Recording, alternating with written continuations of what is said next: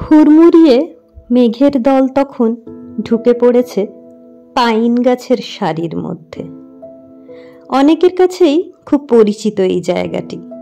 যারা প্রকৃতিপ্রেমী মানুষ আর আমার মতোই ঘুরে বেড়াতে ভালোবাসেন, তারা বুঝতেই পারছেন এটা লেপচা জগতের মুখ্য আকর্ষণ পাইন গাছের জঙ্গল।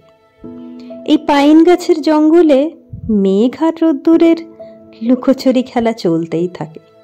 এই পাইন গাছের মাথার উপর রোদ্দুর, তো পর মুহূর্তেই মেঘের দল এসে সেই রোদ্দুরকে আড়াল করে দিচ্ছে। এ যেন মেঘ আর রোদ্দুরের মধ্যে খুনসুটি চলছে সর্বসময়, আর তার সাথে কনকনে ঠান্ডা হাওয়ার দাপট চলতে থাকে। এই পাইন গাছের জঙ্গলের এক অমোঘ আকর্ষণ আছে যা বারবার আমাকে টানে। তাই বেশ কয়েকবার গেলেও এই অমোঘ আকর্ষণের টান আমি কিছুতেই অগ্রাহ্য করতে পারি না। বারে বারে ছুটে যাই তার